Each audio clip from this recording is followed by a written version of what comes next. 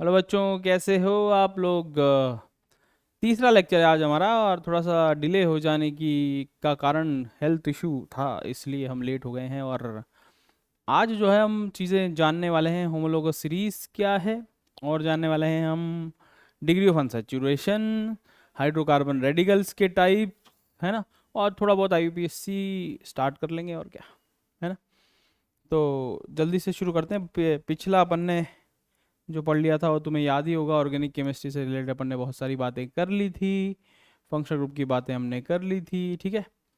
आज हमको hydrocarbon radicals, homologous series और डिग्री ऑफ अनसैचुरेशन के बारे में बात करनी है ना। फंक्शनल ग्रुप तो अपन ने बात कर ही ली थी। तो अपन बात कर रहे हैं आज हाइड्रोकार्बन रेडिकल्स की, है ना। फिर इसके बाद होमोलोगस सीरीज के बारे में बात करेंगे। तो देखो जरा, ये हाइड्रोकार्बन रेडिकल हमारे लिए बड़े इंपॉर्टेंट हो जाते हैं।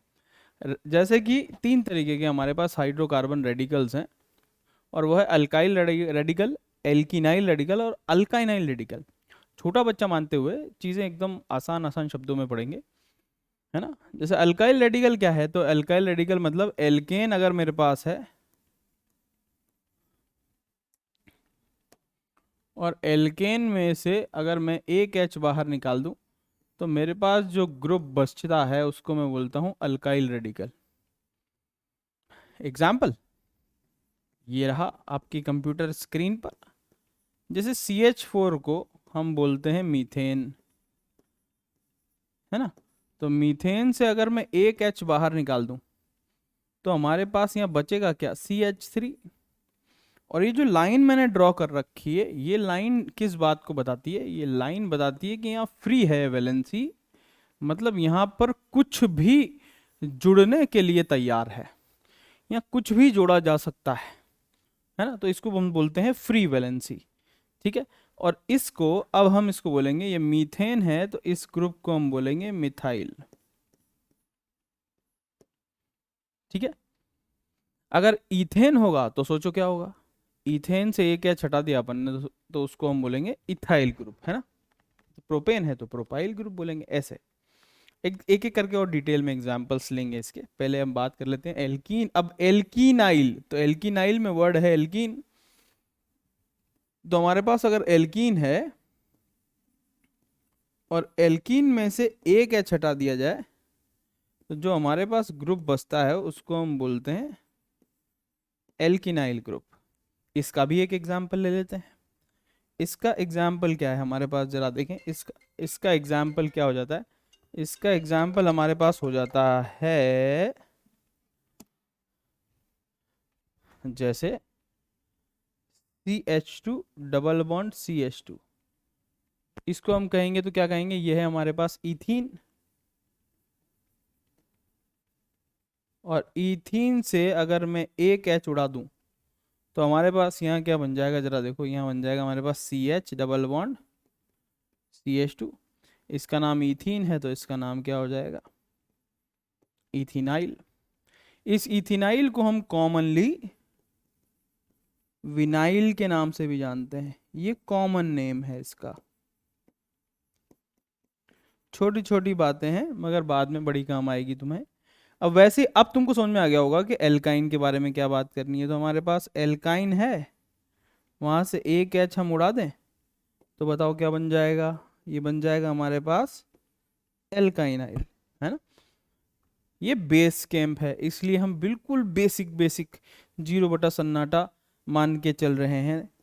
तो एग्जाम्पल जैसे कि मान लो ये है, तो इसका नाम क्या है, इथाइन। कोई भी बड़ा लेवल अपन यहाँ पे टच नहीं करेंगे। जब तुम बड़े हो जाओगे तब बड़ा भारी लेवल टच किया जाएगा। इसको बोलेंगे इथाइनाइल, इथाइनाइल, है ना। बात समझ में आ गई।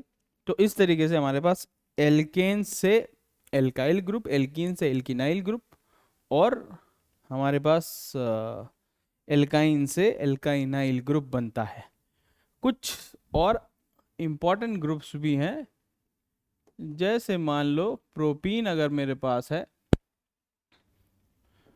प्रोपीन की इस CH3 से अगर मैं एक H निकाल दूं, तो हमारे पास जो ये स्पेशल ग्रुप बनता है इसका नाम होता है एलाइल ग्रुप।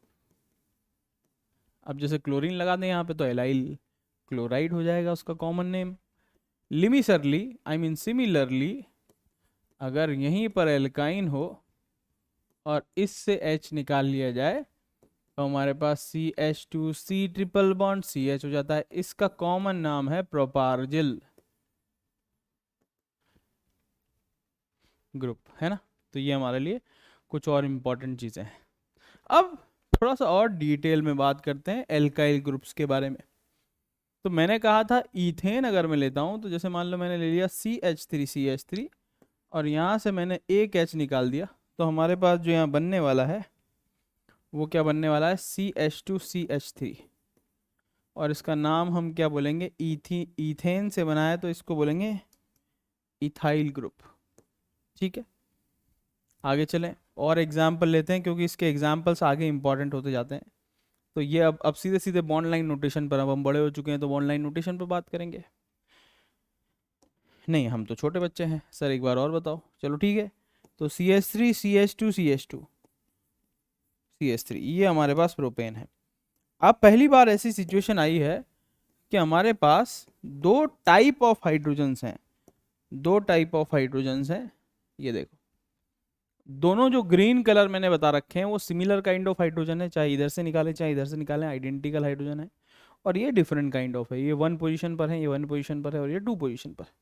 तो इसका मतलब ये है कि यहाँ से हमारे पास ओहो ओहो ओहो ओहो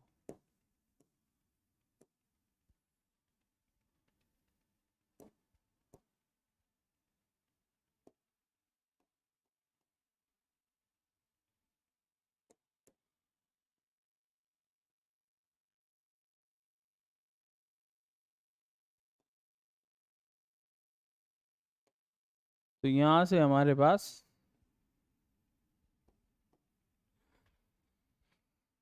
दो तरीके के ग्रुप्स बन सकते हैं। कौन कौन से? एक बन सकता है हमारे पास CH3 CH2 रेडिकल, दूसरा हमारे पास बन सकता है CH3CH3। इसको दिखाने का तरीका ये भी है, ये, लेकिन हमको ये बताना पड़ेगा कि ये जो है ये कोई कार्बन नहीं है, इसलिए मैं इसको ब्रैकेट में क्लोज कर रहा हूँ ताकि ये मैं बता सकूं ब्रैकेट के बाहर आ रहा है, इसका मतलब ये किस बात को बता रहा है, ये कोई कार्बन नहीं है, this is a free valency.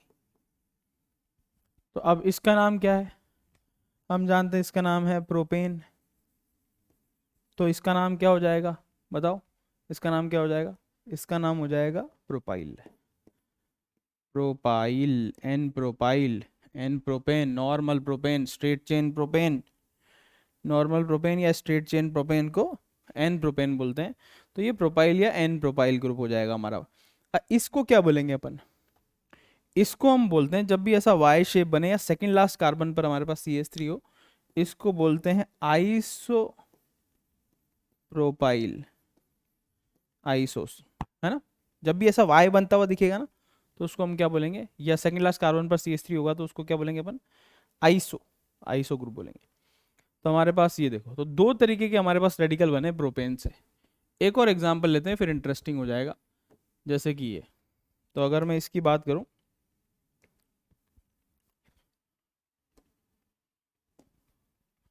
तो हमारे पास कौन कौन से डिफरेंट हमारे पास, एक तो ये हो जाएगा, ये और ये दोनों सेम होने वाले हैं। फिर और अगर हम बात करें किसकी, इस वाले की और इस वाले की, तो ये दोनों कैसे होने वाले हैं? सेम होने वाले हैं।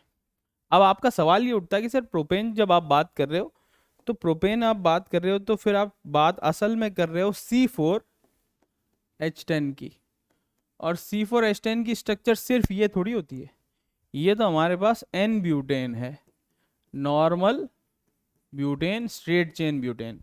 इसके अलावा C4H10 की एक स्ट्रक्चर और होगी और वो होगी ये, जिसमें आपने कहा था कि सेकंड लास्ट कार्बन पर मिथाइल ग्रुप आ गया। तो इसका नाम हम क्या रखेंगे?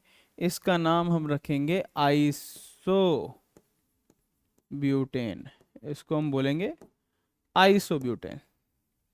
तो एन ब्यूटेन की अगर मैं बात करूं तो एन ब्यूटेन और आइसोब्यूटेन। अब अगर यहां देखें तो हमारे पास फिर से कहानी में आ जाता है ट्विस्ट इज द, देखते हैं क्या, ये वाला और ये वाला हाइड्रोजन जो है वो बिल्कुल सेम है, लेकिन लेकिन लेकिन लेकिन लेकिन लेकिन लेकिन लेकिन ये वाला जो है वो डिफरेंट है। तो यहाँ भी हमारे पास दो तरीके के रेडिकल यहाँ बन सकते हैं और यहाँ पर भी हमारे पास दो तरीके के रेडिकल बन सकते हैं। तो सवाल पूछा जाए कि C4H10 से कितने रेडिकल बन सकते हैं, इसमें बहुत सारे सवाल बनते हैं जब हम बड़े हो जाएंगे।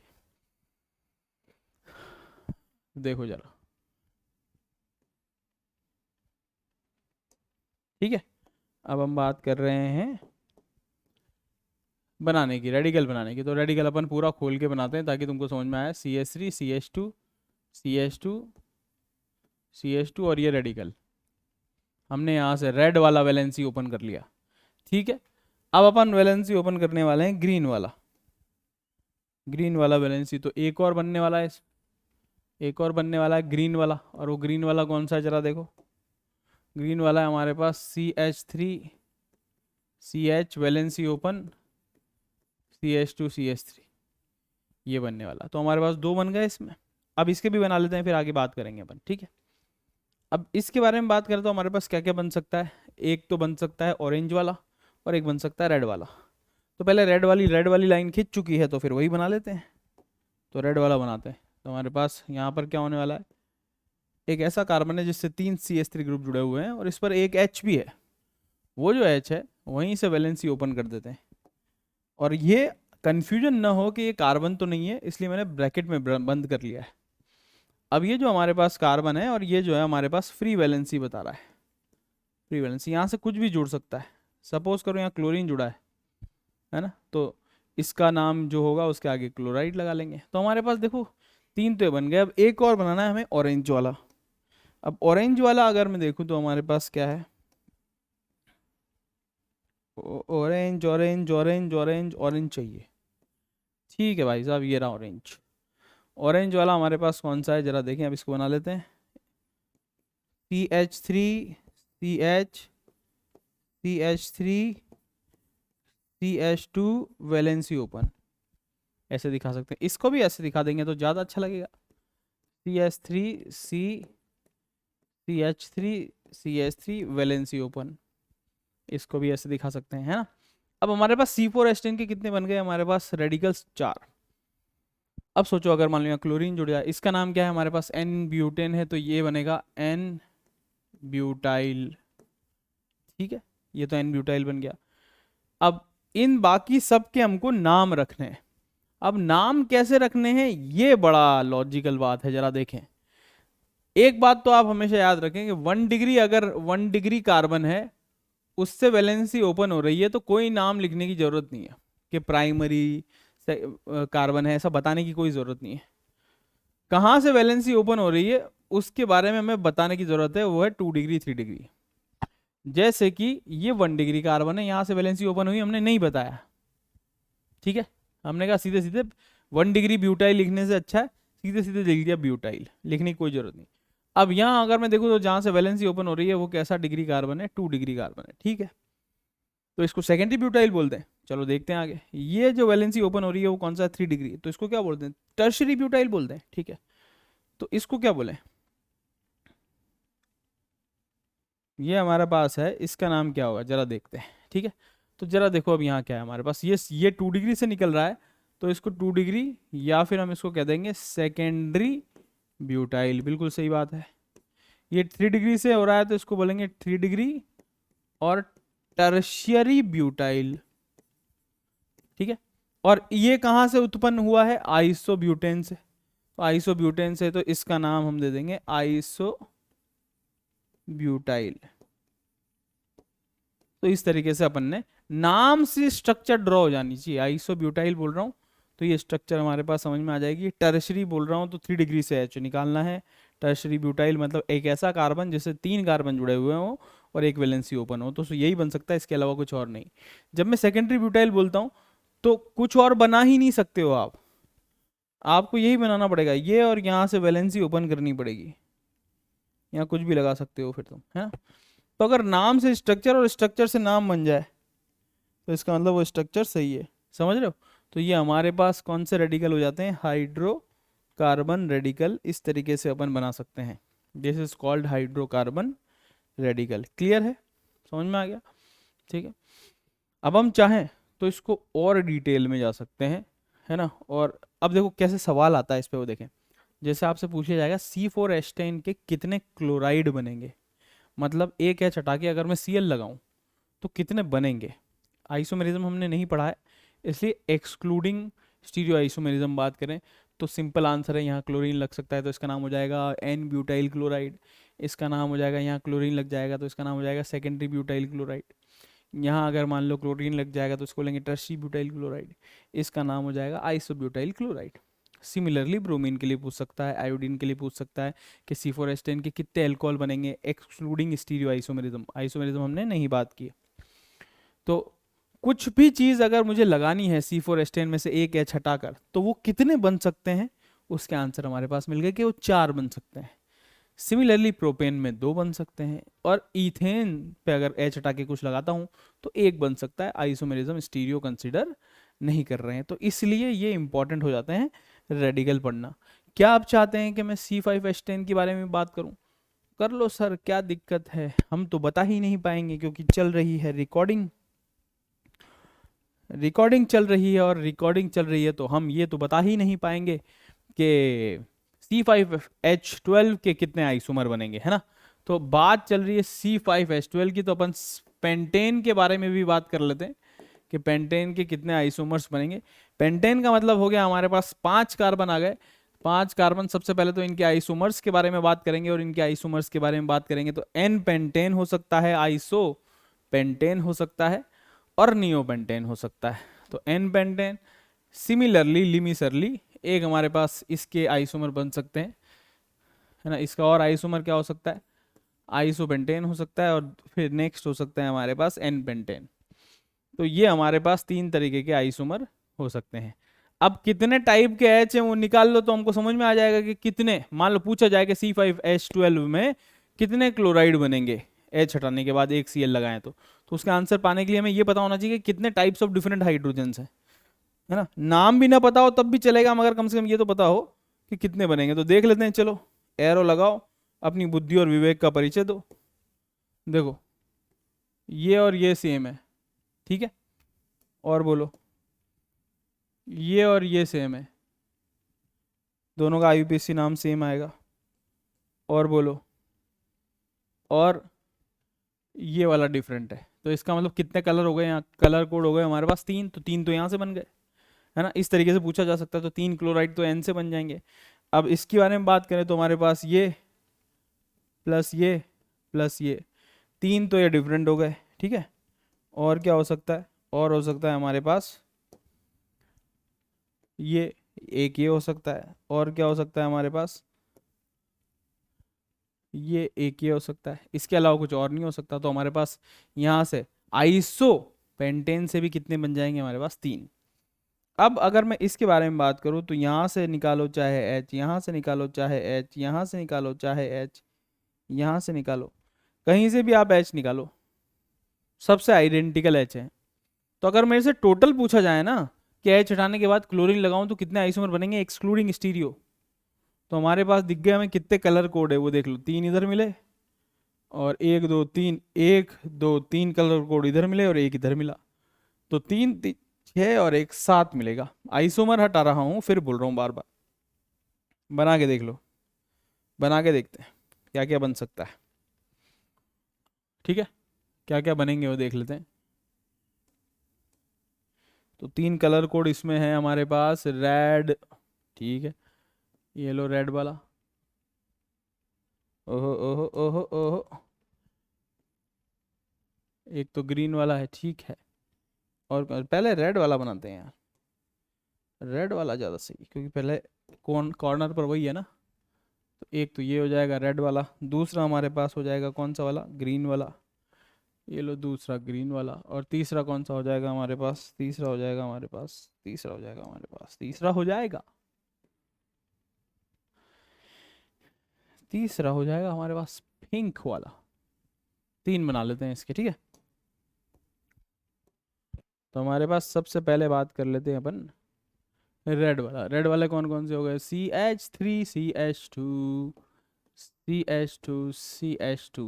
जैसे जैसे चीज़ें बढ़ती जाएगी कॉम्प्लिकेट होता जाएगा ना। अब इससे बहुत सारे सवाल सॉल्व हो सकते हैं जब हम रिएक्शन मैकेनिज्म पढ़ रहे होंगे, फ्री रेडिकल हेलोजिनेशन पढ़ रहे होंगे, तब हम बहुत सारे सवाल इस पे कर रहे होंगे।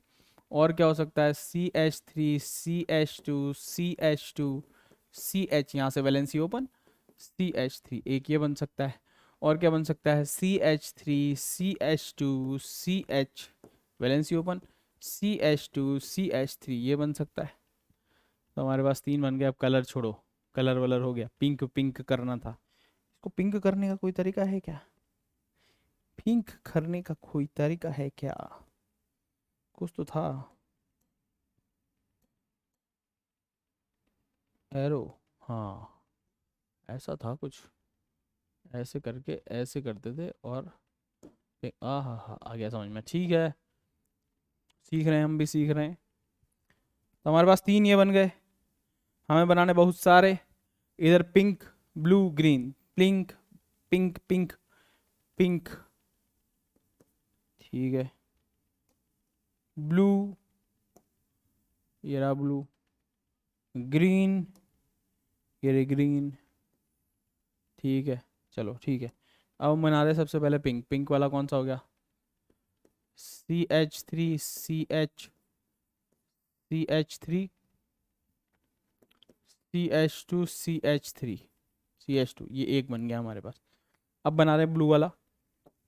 ब्लू वाले में हमारे पास CH3 CH CH3 CH valency open, CH3 एक ये बन गया।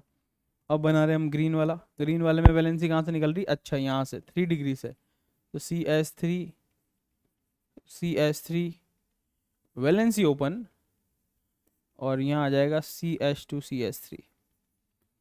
तो 3 इसके बन गए। अब लास्ट इसका बना लेते हैं, ग्रीन ही तो है, बना लेते हैं इसका। क्या है? CH3 CH3, देख लो कितने सारे बना रहे हैं। CH3 CH2, ये सब बेसिक्स हैं, समझ रहे हो। आप क्लोरीन लगा दोगे तो इन सब के नाम आ जाएंगे। तो कितने बन गए हमारे पास? 3 यहाँ बन गए, 3 यहाँ 4 यहाँ बनने चाहिए ना। 4 4 कलर 4 थे ना हमारे पास। पिंक ब्लू ग्रीन, 3 यहाँ। 3 ही तो है यार, 1 2 3, ठीक है। तो हमारे पास ये बन गया। ठीक है ठीक है ठीक है ठीक है। अब जरा देखो, नामकरण संस्कार बड़ा टफ है इसके लिए। नामकरण, अब इनमें नामकरण संस्कार में बड़ा कंफ्यूजन आएगा। कैसे कंफ्यूजन आएगा जरा देखो। अभी तक तो हमारे पास कोई कंफ्यूजन नहीं था। कैसे कंफ्यूजन आएगा? ये हमारे पास 1 डिग्री कार्बन है, ठीक है। 1 डिग्री को तो मेंशन नहीं करते। ये 2 डिग्री है, ठीक है, मेंशन कर लेंगे। ये भी 2 डिग्री है, ये लो। अब कंफ्यूजन आ गया। सेकेंडरी ब्यूटाइल इसको कहूँ या सेकेंडरी ब्यूटाइल इसको कहूँ, ये तो पता ही नहीं है, ठीक है। ये 1 डिग्री है, चलो ठीक है, मगर ये भी 1 डिग्री है।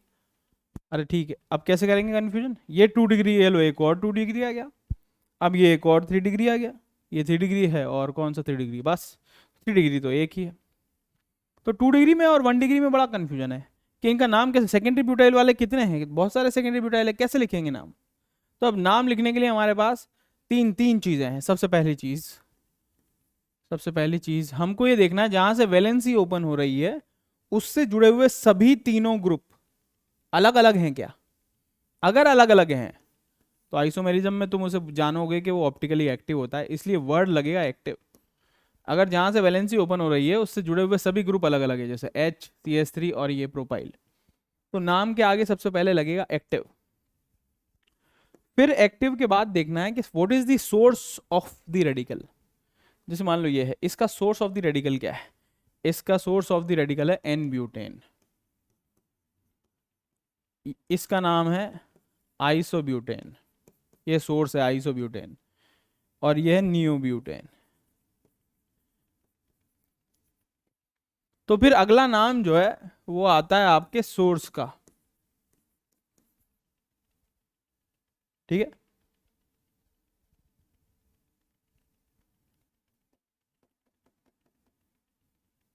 तीन चीज़ें हमको लिखनी है।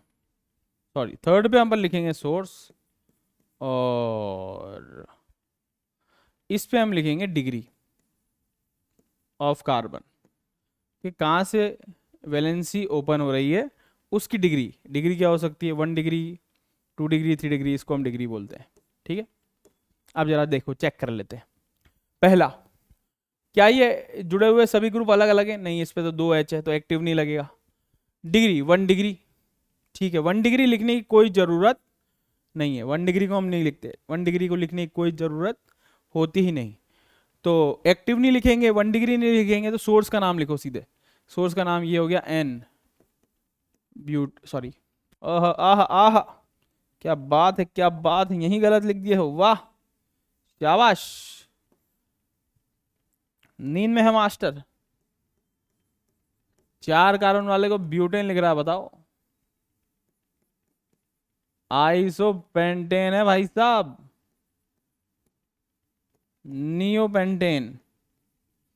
दिन में 1 बजे 2 बजे रिकॉर्डिंग करोगे तो ऐसा ही होगा, सुबह करना चाहिए रिकॉर्डिंग।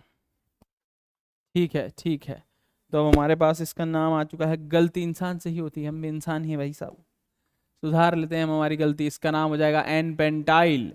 ये याद रखियो कि पेंटाइल को NCERT अमाइल भी बोलती है। ठीक है ना, ठीक है ना, ठीक है ना, ठीक है ना, ठीक है ना। अब देखना, इस मैंने इतनी बार वो क्या लिख दिया, ब्यूटेन। इससे पहले कि मैं अपनी गलती सुधारूं, लोग कमेंट करने आ जाएंगे, अरे ये तो गलत पढ़ा दिया इसने, इनको कार्बन ही नहीं गिनना आ रहा। आगे देख लेना यार, सुधार लिया है। ठीक है, तो हमारे पास हो गया 1 डिग्री। अब हमारे पास अगली 2 चीज़ें और हैं, 2 डिग्री और 2 डिग्री। क्या इसमें अगर मैं देखूँ इस कार्बन पर, तो सभी जो जुड़े हुए ग्रुप हैं HCH3 और प्रोपाइल अलग अलग हैं, तो मैं इसके आगे वर्ड लगाऊंगा एक्टिव। फिर उसके बाद डिग्री देखूंगा, इसकी डिग्री क्या है, 2 डिग्री, और सोर्स क्या है इसका, पेंटेन, तो पेंटाइल। तो इसका नाम हो जाएगा एक्टिव सेकेंडरी पेंटाइल या अमाइल। फिर इसके बारे में बात करें, तो इसके बारे में बात करें तो हमारे पास एक्टिव है क्या? नहीं, क्योंकि ये दोनों सेम है, तो एक्टिव नहीं लगेगा। तो 2 डिग्री लगेगा, हाँ डेल लगेगा। सोर्स क्या? पेंटाइल, तो पेंटाइल। देख रहे हो अंतर, समझ में आ रहे हो? कितना शानदार तरीके से मैंने तुमको इतनी बढ़िया बढ़िया चीज़ें बता दी है ना? कहीं देखने को नहीं मिलेगी इतनी शानदार चीज़ तुमको। अब इसका नामकरण तुम खुद सोचो, ये कहाँ से पैदा हुआ है? वहाँ से, किससे? आइसोपेंटेन से। तो सबसे पहले देखो, एक्टिव है क्या? नहीं, 2H है तो नहीं लिखेंगे। डिग्री क्या है? 1 डिग्री, नहीं लिखेंगे। सोर्स का नाम क्या है? आइसोपेंटेन, तो ठीक है, आइसोपेंटाइल, खत्म। अच्छा, अगला देखो, H है CH3 और आइसोप्रोपाइल, तो तीनों ग्रुप अलग अलग है, ओके। तो एक्टिव 2 डिग्री, और सोर्स क्या है? आइसोपेंटेन, तो ठीक है, आइसोपेंटाइल। हा हा, कितना आसान हो गया, वरना इसको रटना पड़ जाता है। इसका नाम क्या हो जाएगा? अरे एक्टिव है क्या? नहीं, दो सेम है। डिग्री क्या है? 3 डिग्री, और नियोपेंटाइल, 3 डिग्री नियोपेंटाइल, ऐसा लिखें क्या? अब यहाँ देखो, कहानी में ट्विस्ट है। IPSC कहता है कि भैया नामकरण संस्कार जब तुम कर रहे हो तो सबसे कम वर्ड लिखो, ज़्यादा लंबे चौड़े वर्ड मत लिखो। तो नियो लगाने की क्या जरूरत है? नियो लगाने की क्या जरूरत है? मत लगाओ नियो, सिर्फ पेंटाइल लगाने से काम चल जाएगा। 3 डिग्री पेंटाइल, ऐसे कैसे? अगर 3 डिग्री पेंटाइल बोलने से कोई और स्ट्रक्चर पॉसिबल ही नहीं है, तो नियो लगाने की कहाँ जरूरत है? नियो, सॉरी सॉरी, आइसोपेंटेन की बात करें, क्या कर रहा हूं मैं? तो 3 डिग्री आइसोपेंटाइल, आइसोपेंटाइल में से आइसो लगाने की भी कोई जरूरत नहीं है। आइसो लगाने की क्यों जरूरत नहीं है? सिर्फ एक ही तो 3 डिग्री कार्बन अवेलेबल है, यहीं से तो वैलेंसी ओपन होगी। तो अगर मैं सिर्फ 3 डिग्री पेंटाइल बोलता हूं तो भी मतलब समझ में आ जाता है कि एक ऐसा कार्बन है जहां से फ्री वैलेंसी वैलेंसी ओपन हो रही है, और जो 3 डिग्री है, 3 डिग्री मतलब 3 कार्बन कम से कम है उसके ऊपर, 3 कार्बन है। अब 3 कार्बन अगर मैं लगा देता हूं तो चौथा कार्बन में यहाँ इनमें से किसी न किसी जगह लगाना ही पड़ेगा 3 डिग्री बनाने के लिए। तो इसका मतलब 3 डिग्री आइसोपेंटाइल लगाने के कोई कोई आइसो लगाने की कोई जरूरत नहीं है। क्यों लगाने की जरूरत नहीं? क्योंकि IUPAC कहता है कि मिनिमम वर्ड लिखो, इसलिए अपन ने 1 डिग्री नहीं लिखा, क्योंकि इफ नथिंग इज मेंशन तो प्राइमरी ही होगा, 1 डिग्री होगा। क्या मेरी बात समझ में आ गई? अब इसका नाम क्या हो जाएगा? ये क्या है? 1 डिग्री है, मत लिखो। एक्टिव है क्या? नहीं है। सोर्स क्या है? नियोपेंटाइल। देख रहे हो कितने अच्छे तरीके से अपन ने सबके नाम लिख लिए। अब इससे आगे जाएंगे तो और डिफिकल्टीज बढ़ते जाएंगे। ये हमारी औकात है, औकात मतलब इन द सेंस कि अगर जेई वेई तक आएगा तो इससे आगे की कहानी तुमसे नहीं पूछी जाएगी। तो इस तरीके से हमारे पास टोटल आइसोमर्स अगर मैं गिनूँ तो कितने हो गए हमारे पास, 1 2 3 4 5 6 7 बस, मतलब 7। कौन सी लैंग्वेज है ये? कन्नड़ा है?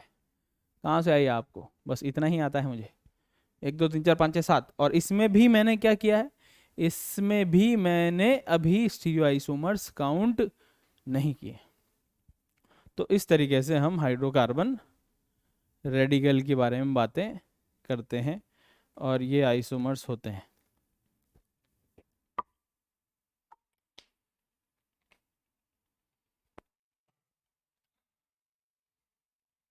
ठीक है, ये हो गया हमारे पास। अब हम बातें करते हैं होमोलोगस सीरीज की। अगला जो छोटा सा कॉन्सेप्ट है और ब्यूटीफुल कॉन्सेप्ट है वो है होमोलोगस सीरीज। होमोलोगस सीरीज किसको बोलते हैं? होमोलोग्स किसको बोलते हैं? होमोलोग्स उनको बोलते हैं जिनमें कुछ चीजें कॉमन हो। जैसे कि ए और बी होमोलोग हैं अगर A and B are homologs if they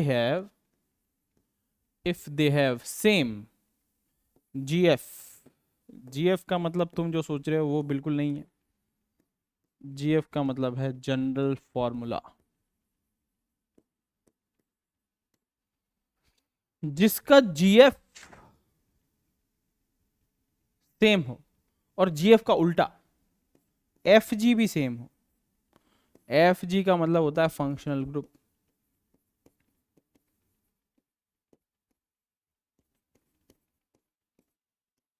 और कम से कम एक CH2 का अंतर। कम से कम बोला है मैंने, ज्यादा से ज्यादा तो अनंत CH2 का अंतर हो सकता है।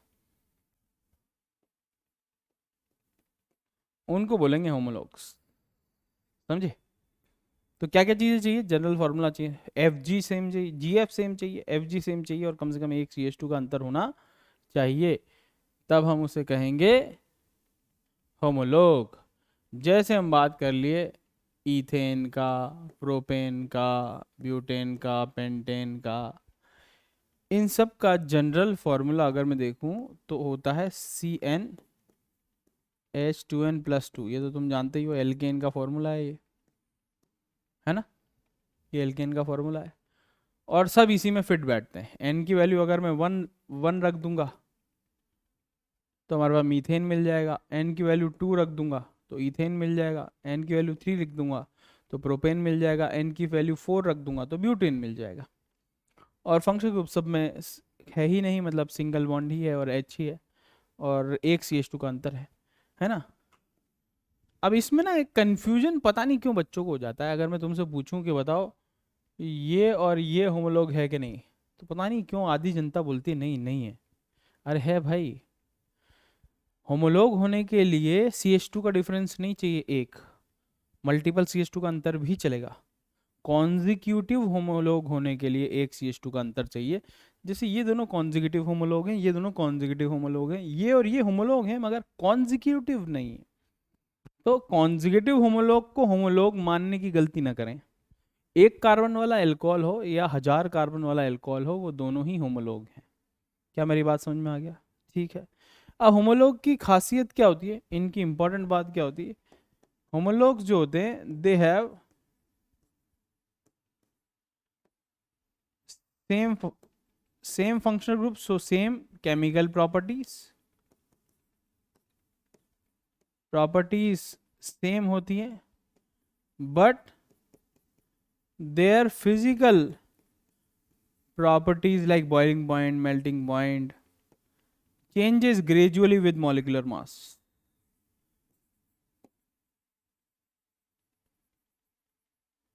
जैसे जैसे मॉलिकुलर मास चेंज होता है वैसे वैसे उनकी प्रॉपर्टीज, फिजिकल प्रॉपर्टीज चेंज होती रहती है ग्रेजुअली। जैसे बॉइलिंग पॉइंट है, तो जैसे जैसे मॉलिक्यूलर मास बढ़ता है जनरली बॉइलिंग पॉइंट बढ़ता है, वे एक्सेप्शंस के साथ, है ना। मेल्टिंग पॉइंट भी बढ़ता है एक्सेप्शंस के साथ। तो इस तरीके से होमोलोगस सीरीज होते हैं, ठीक है। अब भतेर होमोलोगस सीरीज है हमारे पास, बहुत सारी होमोलोगस सीरीज है। आपको होमोलोगस सीरीज पहचानने की निंजा टेक्निक क्या है? आपको किसी का भी अगर होमोलोगस सीरीज पहचानना है तो आप तो 3 या 4 कार्बन वाला उसका एग्जाम्पल लिख लो। जैसे कि मान लो मुझे लिखना है एल्कीन, एल्कीन का तो मैंने 4 कार्बन वाला एल्कीन लिख लिया, 3 वाला 4 वाला लिख लिया। अब इसमें कितने कार्बन है गिन लो। तो हमने कहा इसका कार्बन है C4 और H कितने हैं, तो निकाला 3 3 6 2 8, बस हो गया। अब कॉमन सेंस, एल्केन का मुझे बताया CnH2n+2, तो 4 कार्बन वाला एल्केन है C4H10, तो ये हो जाएगा Cn और उसका दुगना है तो CnH2n। तो एल्कीन का मुझे मिल गया जनरल फार्मूला CnH2n। तो किसी का भी जनरल फार्मूला आप ऐसे बना सकते हो। अब जरा ये है और इसकी बात करें, साइक्लोएल्केन, दोनों में हमारे पास जनरल फार्मूला क्या आएगा? सेम आएगा। क्लियर है? क्लियर है। जनरल फार्मूला सेम हो जाने से होमोलोगस सीरीज सेम नहीं हो जाती है, याद रखना। फंक्शनल ग्रुप भी सेम होना चाहिए, है ना। तो ये और ये, अगर मैं बात करूँ साइक्लोएल्केन और एल्कीन, 5 कार्बन वाला साइक्लोएल्कीन ले लूँ और 4 कार्बन वाला एल्केन एल्कीन ले लूँ, तो क्या वो होमोलोग होंगे? नहीं, बिल्कुल भी नहीं होंगे, क्योंकि फंक्शनल ग्रुप ही अलग अलग हो जाएंगे। एक में डबल बॉन्ड है, दूसरे में डबल बॉन्ड वाला फंक्शनल ग्रुप है ही नहीं, समझे। तो जीएफ अगर दो चीज़ों की, दोनों दो लोगों की या दो कंपाउंड की जीएफ सेम हो, तो सिर्फ जीएफ सेम होने से वो होमोलोग नहीं होंगे, एफ जी भी सेम होना चाहिए और CH2 कम से कम 1 का डिफरेंस होना चाहिए, ठीक है। तो जैसे ये है और इसके बारे में बात कर लो, ये और ये आपस में होमोलोग हैं क्या? नहीं, फंक्शनल ग्रुप ही अलग है, एक में डबल बॉन्ड है दूसरे में नहीं। ये दोनों होमोलोग हैं क्या? हाँ है, ये सही है, ये दोनों होमोलोग हैं, बिल्कुल सही है। GF भी सेम है, FG भी सेम है और एक CH2 का डिफरेंस है, तो बिल्कुल हो सकता है, ठीक है। अब किसी का भी बनाना, जैसे मान लो मेरे को बनाना है एल्कोहल का, एल्कोहल का हमको जो है वो जनरल फॉर्मूला, तो मैंने कैसे भी एक घिस के और ये लो ये लिख दिया मैंने, ठीक है।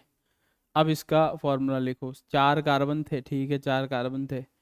हाइड्रोजन कितने हैं ये गिनो, तो 3 2 5 2 7 2 9 और 1 10, ओहो, और एक ऑक्सीजन है, ठीक है। अब एल्केन क्या होता है? अगर 4 कार्बन वाला एल्केन होता तो होता C4H10।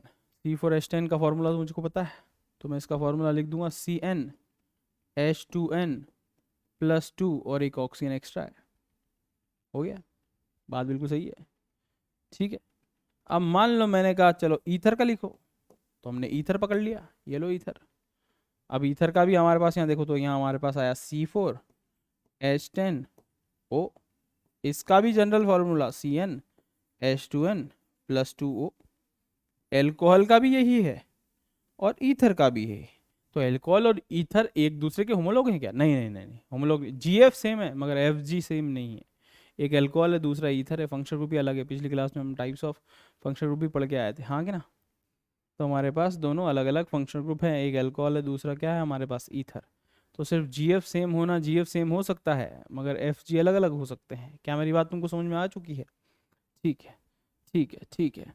अब किसी ने ये पूछा कि मुझे 1 डिग्री अमाइन का जनरल फार्मूला लिख के दो, ठीक है। हमने कहा ये लो, हम तो 4 लाइन बनाएंगे, एक NH2 जोड़ देंगे, ये हो गया 1 डिग्री अमाइन, क्योंकि एक ही कार्बन से जुड़ा है। फार्मूला लिख दो इसको, ठीक है। कार्बन पकड़ो 4, हाइड्रोजन कितने? 3 2 5 2 7 2 9, 9 और 2 11, तो 11 हो गए और एक नाइट्रोजन है। अरे वाह, C4H10 तक था जब तक, तो CnH2n+2 था। 11, एक और ज्यादा हो गया, मतलब 4 दूनी 8, 8 से 3 ज्यादा, तो इसको फिर हम कहेंगे CnH2n+3n। ये हो गया हमारे पास फॉर्मूला इसका। अच्छा, तो 2 डिग्री का बताओ। हमने कहा लो 2 डिग्री अमाइन का बना लेते हैं, क्या दिक्कत है हमको? क्या दिक्कत है? नाइट्रोजन ले लेते हैं, एक एक दो, ये लो। अरे ये क्या कर दिया आपने भाई साहब, ये लो NH और ये लो, तो ये 2 डिग्री अमाइन हो गया। 4 कार्बन लेना है सर, ले लो, 4 ले लेते हैं, 4 ले लेते हैं, ये लो, लिखो फार्मूला। 3 3 6 7 8 9 10 अरे 11, अरे बाप रे बाप, C4H11N वही हो गया जो पहला था, तो इसका भी यही हो गया, CnH2n प्लस 3n। अरे वाह, तो 3 डिग्री अमाइन का देखना जरा, 3 डिग्री अमाइन का, ये लो 1 2 3 4, इसका भी फॉर्मूला वही है, CnH2n प्लस 3n। तो ये और ये और ये तीनों सेम, तो इसका मतलब 1 डिग्री 2 डिग्री 3 डिग्री अमाइंस है ना, और even amide have same GF but they behave as different FG। ये याद रखना, शानदार बात बोल दी मैंने तुमको। 1 डिग्री 2 डिग्री 3 डिग्री अमाइंस और amides are considered as different functional group, इन्हें डिफरेंट फंक्शनल ग्रुप कंसीडर किया जाता है। तो अगर सवाल में आ जाए ऐसा बना के कि मुझे बताओ, ये सवाल आ जाए और हमारे पास आ जाए कि बताओ इसमें कितने टाइप ऑफ फंक्शनल ग्रुप है, यहाँ दे दे नाइट्रोजन, यहाँ दे दे नाइट्रोजन, यहाँ दे दे नाइट्रोजन, यहाँ दे दे नाइट्रोजन, यहाँ दे दे नाइट्रोजन, और यहाँ पर भी दे दे हमारे पास C⋯ON आइसा और आइसा, और पूछा जाए इसमें कितने फंक्शनल ग्रुप है, तो ये 1 डिग्री अमाइन है, ये 2 डिग्री अमाइन है, ये 3 डिग्री अमाइन है, ये 1 डिग्री अमाइड है, ये 2 डिग्री अमाइड है, और ये 3 डिग्री अमाइड है। तो 2 फंक्शनल ग्रुप नहीं है, ये 6 फंक्शनल ग्रुप है। तो बहुत बढ़िया सवाल बन जाता है ये।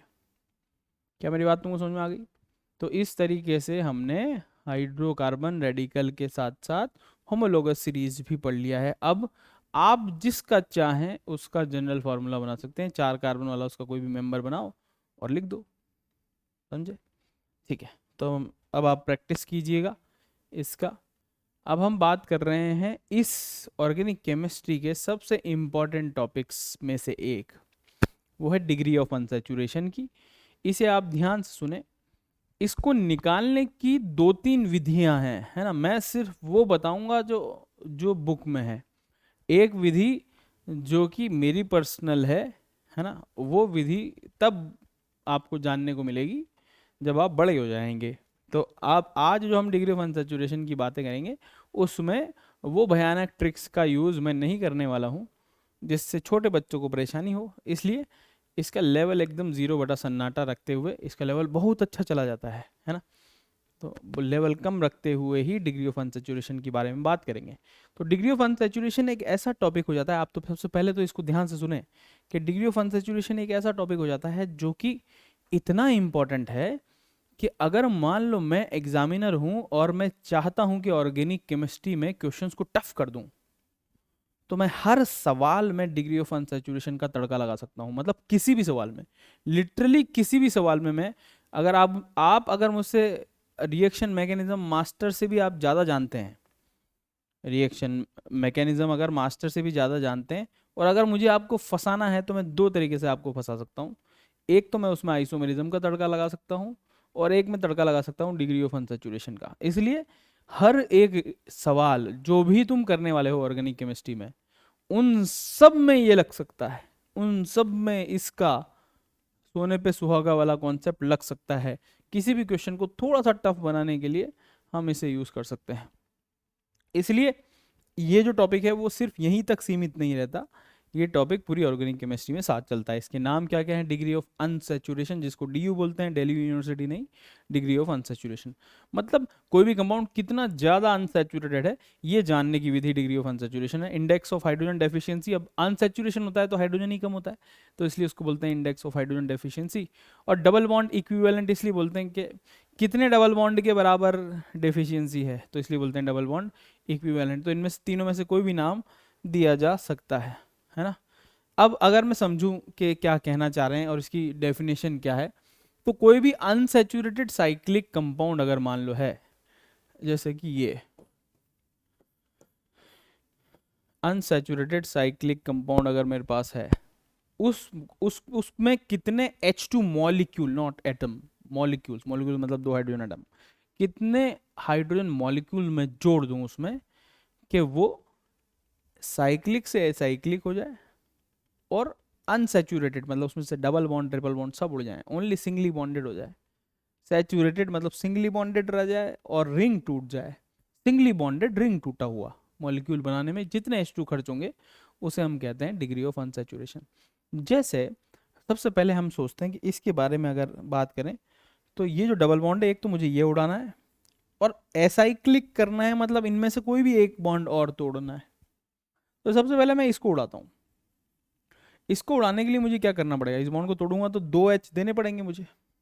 तो जितने बॉन्ड तोड़ने पड़ेंगे उतने H2 मॉलिक्यूल मुझे देने पड़ेंगे। तो ये वाला मैं बॉन्ड तोड़ूंगा तो एक H2 मॉलिक्यूल देना पड़ जाएगा, उससे कंपाउंड सैचुरेटेड तो हो जाएगा लेकिन एसाइक्लिक नहीं हो पाएगा। अब एसाइक्लिक करने के लिए यहाँ सब जगह CH2 CH2 CH2 CH2 सब जगह CH2 हो जाएगा। तो अगर मान लो मैं इसमें एक H2 मॉलिक्यूल दे दूं और इसमें इस डबल बॉन्ड को मैंने तोड़ दिया तो मैंने 2H यहाँ जोड़ दिए एक्स्ट्रा, ऑलरेडी पहले एक H था, अब एक H मैंने जोड़ दिया तो एक H2 मॉलिक्यूल तो यहाँ खर्च हो गया। तो हमारा एक काम तो हो गया कि सैचुरेट हो गया। दूसरा, एसाइक्लिक बनाने के लिए मुझे एक बॉन्ड और तोड़ना पड़ेगा, तो मैंने सोचा कि चलो ये वाला बॉन्ड तोड़ देता हूँ। तो अगर मैं ये बॉन्ड तोड़ता हूँ तो यहाँ दोनों जगह वैलेंसी ओपन होगी, और वैलेंसी ओपन होगी तो हमारे पास यहाँ पर भी हमें एक एक्स्ट्रा H देना पड़ेगा। तो एक H2 मॉलिक्यूल मुझे और देना पड़ेगा। तो कितने H2 मॉलिक्यूल मुझे देने पड़े, 2 H2 मॉलिक्यूल देने पड़े इसे अनसैचुरेटेड साइक्लिक से सैचुरेटेड एसाइक्लिक बनाने के लिए। इसलिए इस कंपाउंड का डिग्री ऑफ अनसैचुरेशन मैं कहूँगा 2। अब आप इससे क्या निष्कर्ष निकाले कि अगर आपको स्ट्रक्चर इज गिवन, अगर आपको स्ट्रक्चर दे रखा हो तो बड़ा आसान है, आप कितने डबल बॉन्ड हैं और कितनी रिंग है, एक रिंग तोड़नी पड़ेगी तो एक DU, एक डबल बॉन्ड है तो एक और DU। तो अगर मान लो if structure is given to you, अब अगर आपको स्ट्रक्चर दे रखी है तो आपको क्या क्या गिनना है उसमें कि पाई बॉन्ड कितना है प्लस उसमें रिंग कितनी है। अगर ये आप गिन लेंगे तो आपको DO मिल जाएगा, है ना। या फिर आप दूसरे शब्दों में इसे कह सकते हो कि to make it saturated acyclic compound, how many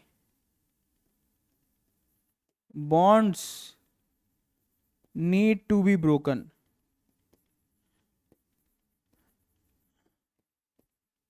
to make it this। कितने बॉन्ड तोड़ने पड़ेंगे किसी भी कंपाउंड को सैचुरेटेड एसाइक्लिक कंपाउंड बनाने के लिए। अगर मैं इन दोनों में से ज़्यादा एक्यूरेट मेथड पूछूं तो वो ये है, इससे गलती हो सकती है। आप पाई बॉन्ड और रिंग निकालने गए, आपसे आंसर गलत आ सकता है, लेकिन अगर आपने ये कॉन्सेप्ट लगाया तो आपसे गलती नहीं होगी, ये एकदम एक्यूरेट मेथड है ना। कितने मिनिमम बॉन्ड, है ना, हाउ मैनी बॉन्ड्स की जगह हाउ मैनी मिनिमम बॉन्ड लगाना जरूरी है। मिनिमम बॉन्ड, कितने मिनिमम बॉन्ड तोड़ें कि कंपाउंड ऐसा बन जाए, तो उसको हम बोलेंगे डिग्री ऑफ अनसैचुरेशन। तो डिग्री ऑफ अनसैचुरेशन में एक तो आपको स्ट्रक्चर देके पूछा जा सकता है और दूसरा पूछा जा सकता है आपको फॉर्मूला देके। फॉर्मूला देके कैसे कि एग्जाम्पल नंबर 2 आपसे पूछ लिया जाए कि C4H8 का डिग्री ऑफ अनसैचुरेशन कितना है, तो आप क्या करें, उसकी नियरेस्ट एल्केन तक पहुंच जाएं कि 4 कार्बन वाला अगर एल्केन है तो उसमें हाइड्रोजन कितने होंगे, 10। तो 8 से 10 कितने हाइड्रोजन की कमी पड़ी, 2H। मतलब मॉलिक्यूल की बात करूं तो 1H2, तो मॉलिक्यूल की ही बातें करनी है हमको, तो 1 है, इसका मतलब डिग्री ऑफ अनसैचुरेशन हमारे पास इसका 1 हो जाएगा। तो नियरेस्ट एल्केन तक पहुंच जाएं और जितने हाइड्रोजन की डेफिशिएंसी है डिवाइड बाय 2 कर लेंगे तो हमें आंसर मिल जाएगा। क्या मेरी बात तुमको समझ में आ गई? ठीक है। अब आपका सवाल ये है कि सर कार्बन और हाइड्रोजन के अलावा कुछ और हुआ तो फिर क्या करेंगे? तो फिर लगाएंगे हम फॉर्मूला, स्ट्रक्चर, ये वाला फॉर्मूला हम लगाएंगे। जैसे आपको सीधा दे दिया जाए C5H5N और इसका आपको डिग्री ऑफ अनसैचुरेशन निकालना है। तो आप इसमें पुट कीजिए और आंसर पाइए 5 + 1 माइनस ब्रैकेट हाइड्रोजन कितने हैं इसमें 5, एक्स का मतलब हेलोजन, हेलोजन है ही नहीं, ठीक है, तो +0, नाइट्रोजन कितना है -1 डिवाइड बाय 2, तो हमारे पास हो गया ये 6 - 2 = 4। मिल गया हमको आंसर, कोई दिक्कत वाली बात नहीं है। तो सीधे फॉर्मूला पाने की ये है आम जिंदगी, ठीक है। तो मैंने 3 कॉन्सेप्ट आपको डिग्री ऑफ अनसैचुरेशन के सिखाए। एक, पहला तरीका कि आप सबसे पहले रिंग और पाई बॉन्ड गिन लें अगर structure is given to you, है ना। अगर वो नहीं कर पा रहे हो, जो कि कम एक्यूरेट तरीका है, तो फिर आप दिमाग लगाएं कि कम से कम कितने बॉन्ड तोड़ना पड़ेंगे कंपाउंड में, एक भी पाई बॉन्ड न बचे और रिंग न बचे। ये सबसे एक्यूरेट तरीका है इफ स्ट्रक्चर इज गिवन। और अगर स्ट्रक्चर नहीं है, फॉर्मूला गिवन है, तो फिर फॉर्मूला गिवन है तो ये लगा लो, आंसर मिल जाएगा। ये है मगर आम जिंदगी। मेंटोस जिंदगी उनके लिए है जब आप बड़े हो जाएंगे, तब आप बड़े बड़े बड़े बड़े पूरी पीरियोडिक टेबल भी लिख के दे दे तब भी तुम उसे आसानी से कर पाओगे। आज हम मेंटोस जिंदगी का डिस्कशन नहीं करेंगे क्योंकि this is a base camp, ठीक है। मगर आपके सवाल इनसे भी सॉल्व हो जाएंगे, जो भी सवाल आप करना चाहेंगे आसान आसान से। तो जब आप बड़े हो जाएंगे तब आप मेंटोस जिंदगी पढ़ेंगे और एक डिफरेंट तरीके से सवालों को सॉल्व करेंगे। अब जैसे आप इनका डिग्री ऑफ अनसैचुरेशन हमको निकालना है, तो हम कैसे निकालें? देखो, वैसे तो हमारा जो पहला रूल है कि रिंग और डबल बॉन्ड गिन लो और आंसर आ जाएगा, उससे भी हम 99% हमारे सवाल हो जाएंगे। गिनो कैसे, कितने बॉन्ड तोड़ने पड़ेंगे, 1 2 3 4, 4 DU है। कितने पाई बॉन्ड हुए, 4, आंसर 4। बेंजीन, बेंजीन में हमारे पास कितने पाई डबल बॉन्ड है, 1 2 3 और एक रिंग है तो 4, तो इसका भी आ गया आंसर क्या हमारे पास 4। तो बेंजीन का 4 है। आप सीधे सीधे जब बड़े हो जाओगे तो फिर जानोगे बेंजीन का तो 4 हो गया। सी का मतलब है C∧N, तो इसमें पाई बॉन्ड 2 हो गए, तो 4 + 2 6, और SO3H है तो इसको लिखते हैं ऐसे, इसलिए फंक्शनल ग्रुप की स्ट्रक्चर पता होना चाहिए। तो 4 यहाँ से, 2 यहाँ से, 2 यहाँ से, 4 2 6 2 8, तो 8 हो गए। इस तरीके से आंसर कर पाएंगे। मगर आप जब बड़े हो जाओगे तो आप ये भी जाने कि जब गोला लगा हुआ हो, इस गोले का मतलब क्या होता है, अल्टरनेट डबल बॉन्ड। तो अगर मान लो 2 रिंग ऐसे जोड़ रखी है, तो इसका मतलब ये नहीं है कि 3 इसमें है 3 इसमें है, नहीं, अल्टरनेट है। Double bond single bond, double bond single bond, double bond, double bond single bond, double bond single bond, double bond. तो इसमें 6 पाई बॉन्ड नहीं है, 5 ही है। इसलिए गलती कर सकते हो आप कि चलो 2 बेंजीन रिंग है मतलब 4 और 4 8, नहीं। इस गोले का मतलब है रेजोनेंस, रेजोनेंस का मतलब है अल्टरनेट पोजीशन पर डबल बॉन्ड। तो इसमें 5 ही पाई बॉन्ड है, 6 की जगह 5 है, तो 5 तो पाई बॉन्ड, 2 रिंग, तो कितने हो गए 7। अब ज्यादा दिमाग अपन लगाया तो इसको गलत करने की निंजा टेक्निक क्या है, सर 5 पाई बॉन्ड, रिंग 3 है, तो कैसे, एक ये रही, एक ये रही और एक ये पूरी।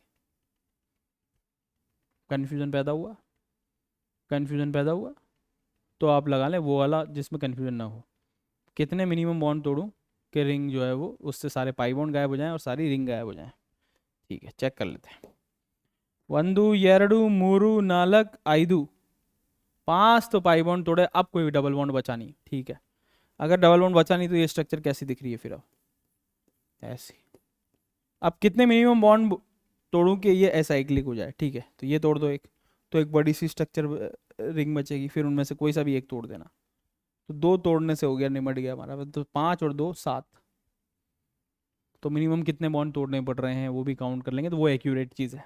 कोई भी कन्फ्यूजन जब भी हो तो उस पर चले जाना।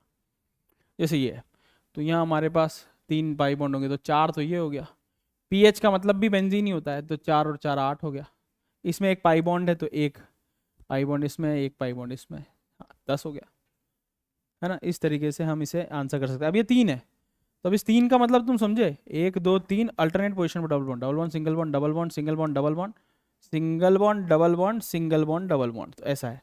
तो 3 2 5 2 7, 7 और 3 रिंग तो 10 हो गया। अब चाहे तो आप बॉन्ड तोड़ तोड़ के देख लो कि 7 तो पाई बॉन्ड हो गया, फिर ये वाला तोड़ दो एक, फिर ये वाला तोड़ दो एक। तो ये पाई बॉन्ड तो हम ऑलरेडी छोड़ चुके हैं, हम इसकी बात करें। ये तोड़ दिया हमने, ये तोड़ दिया, और एक फिर बड़ी सी रिंग बचेगी तो एक और तोड़ेंगे, तो उससे साइक्लिक हो जाएगा, तो हमारे पास 10 हो जाएगा आंसर, है ना। अब इसमें कोई कंफ्यूजन होता है तो इसमें कंफ्यूजन हो जाता है, ऐसे बाईसाइक्लो कंपाउंड में ये और ये सेम है, तो आप मिनिमम बॉन्ड वाला कंसेप्ट लगा लो। इसमें कंफ्यूजन हो जाता है, एक रिंग ये, एक रिंग ये, एक पूरे रिंग ये, है ना, तो ऐसा कंफ्यूजन हो जाता है। तो आप पहला बॉन्ड ये तोड़ लें, फिर अब एक ही रिंग बचेगी, एक और तोड़ लेना, तो इसका मतलब डिग्री ऑफ अनसैचुरेशन इसका कितना है, 2।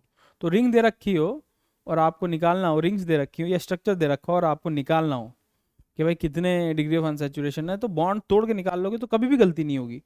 जैसे सवाल कितना ही टफ आ जाए, जैसे ये एक टफ सवाल है, जैसे कि ये, तो क्यूब के बारे में बात करें तो क्यूब हमारे पास ये है। क्यूब के कितने फेज होते हैं, 6 फेसेस होते हैं। तो अगर मान लो मैं सीधे सीधे आंसर करना चाहूँगी कितनी कितनी रिंग है, कितनी रिंग्स हैं, तो 6 फेस है तो 6 डी होना चाहिए, लेकिन ऐसा नहीं है। इसका डिग्री ऑफ अनसैचुरेशन 5 होता है। अगर आपको और भी तरीके से आंसर करना है तो आप क्या कर सकते हैं, कन्फ्यूजन है तो इसका फॉर्मूला बना लो, तो C8H8, हेलो C8H8, अब ये उस फॉर्मूले में फिट कर लो चाहे तो, फॉर्मूला लगा लोगे तो कोई दिक्कत होगी ही नहीं। कौन सा, C+1 H+X - N divide by 2 वाला फॉर्मूला लगा लो तो आंसर 5 आएगा। या तो वो कर लो या बॉन्ड तोड़ के देख लो। चलो बॉन्ड तोड़ के देखते हैं, फॉर्मूले से तो हो ही जाएगा, एक ये तोड़ा एक ये तोड़ा। जब मैं इसे तोड़ता हूँ तो हमारे पास कुछ ये स्ट्रक्चर बनती है, ये, अब ये वाला बॉन्ड टूट गया तो ये खुल गया, तो एक स्ट्रक्चर ये खुल गई, एक ये खुल गई, है ना। इसको ऊपर ले गया मैं, इसको ऊपर ले गया, तो दो डी यू तो यहाँ से, एक और एक, 2 डी यू तो ये हो गए। फिर हमने यहाँ से तोड़ दिए, फिर हमारे पास एक बड़ी स्ट्रक्चर बनेगी, उसमें से किसी एक को तोड़ देंगे, तो हमारे पास डी यू कितना आया, 5, है ना। तो या तो आप, अगर आपको स्ट्रक्चर दिया हुआ है तो फॉर्मूला में बदल के फॉर्मूले में फिट कर दो, वो उससे भी कभी गलती नहीं होगी। दूसरा, बॉन्ड तोड़ के देख लोगे तो भी गलती नहीं होगी। अच्छा सर, ये वाले सवालों में जब आपने बॉन्ड वॉन्ड तोड़ तोड़ के दिखा रहे थे ये, तो आप फॉर्मूले में फिट करके भी तो दिखा सकते थे, बिल्कुल कर सकते थे, कोई दिक्कत वाली बात नहीं है। फॉर्मूले में फिट कर लो, आंसर आ जाएगा, कोई दिक्कत नहीं है। फॉर्मूला बना लो, इसमें कितने हैं, कितने कार्बन है, 1 2 3 4 5 6 7 8 9 10, 10 कार्बन हो गए, तो सी हो गए हमारे पास 10। हाइड्रोजन गिन लो इसमें, 1 2 3 4 5 6 7 8, तो H हो गया 8, बस।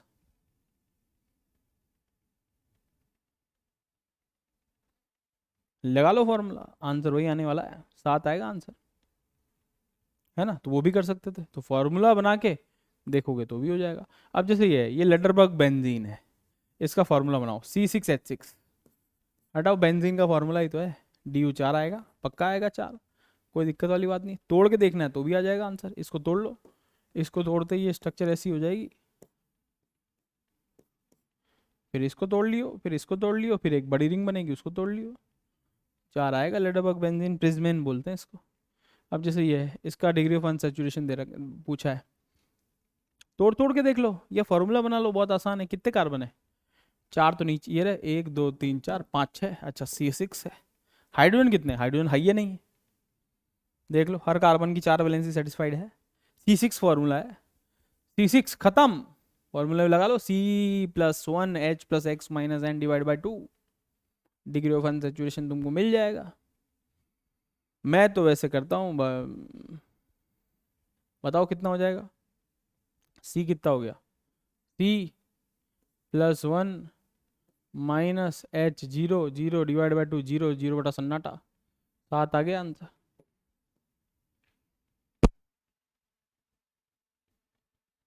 ऐसे है आंसर, फॉर्मूला ही C6 है, समझे। तो इस तरीके से आप जो है वो डिग्री ऑफ अनसैचुरेशन निकाल सकते हैं, इट्स अ ट्रैप। तो ये हमारे पास किसका फॉर्मूला हो गया, डिग्री ऑफ अनसैचुरेशन का। तो ये हमारी बेसिक बेसिक बेसिक बेसिक चीज़ें हैं जो कि हमें चाहिए, ठीक है, किस में, बेस कैंप में।